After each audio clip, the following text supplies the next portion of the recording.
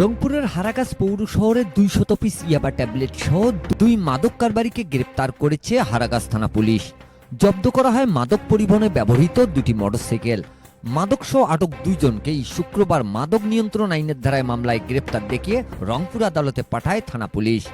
গ্রেপ্তারকৃতরা হলেন লালমনিরহাট আদিতমারির সারপুকুর ইউনিয়নের নামুরি চন্দ্রাপুর গ্রামের আব্দুল জলিল জিন্নাত আলীর ছেলে রেজাউল ইসলাম এবং সারপুকুর গ্রামের নূর ইসলামের ছেলে বাবুল মিয়া। পুলিশ জানায় গোপন সংবাদের ভিত্তিতে বৃহস্পতিবার সন্ধ্যার দিকে ওসির দিক নির্দেশনায় এসআই মাহবুর রহমান সহ পুলিশের টিম হারাগাছ পৌর শহরের চচ্চতুরা এলাকায় অভিযান চালিয়ে মাদক কারবারি রেজাউল এবং বাবুলকে আটক করে। এই সময় তাদের কাছ থেকে 200 পিস ইয়াবা ট্যাবলেট উদ্ধার করে পুলিশ। তবে পুলিশের উপস্থিতি টের পেয়ে আদিতমারির দুর্গাপুরের এজার আলীর ছেলে বাবু মিয়া এবং গঙ্গাচড়ার মৌভাষার তালেবটারির নয়ন মিয়া নামে 2 মাদক কারবারি মোটরসাইকেল ফেলে পালিয়ে যায়। জব্দ করা হয় মাদক পরিবহনে ব্যবহৃত 2টি মোটরসাইকেল।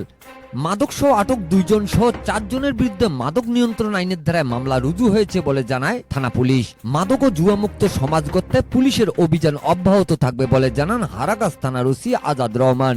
আপনারা জানেন যে গতকালকে মাদক বিরোধী অভিযানে আমরা 2 জনকে অ্যারেস্ট করেছি এবং 2 জন পলাতক আছে এবং অভিযান করে আমরা 200 পিস ইয়াবা ট্যাবলেট জব্দ করেছি, সাথে 2টা বাইক আছে। আর মাদকের বিরুদ্ধে এই থানার দায়িত্ব নেওয়া একদম শুরু থেকে আমি যেটা বলেছি, জিরো টলারেন্স যে নীতিটা, ওই নীতিতেই আসি এবং ওখানেই থাকবো। মাদক ব্যবসায়ী, পরিবহনকারী এবং সেবক, সে যেই হোক, তাকে অবশ্যই আইনের আওতায় আনবো এবং আইনের আওতায় আনতে যা যা করতে হয় আমি সবই করব। মাদকের বিরুদ্ধে জিরো টলারেন্স এবং আমার এই অভিযান অব্যাহত থাকবে। এদিকে হারাগাছ থানাধীন এলাকায় মাদক কেনাবেচা, সেবন ও জুয়া খেলা বন্ধে ওসির নেতৃত্বে থানা পুলিশের এমন অভিযানকে সাধুবাদ জানিয়েছেন সর্বস্তরের সাধারণ মানুষ।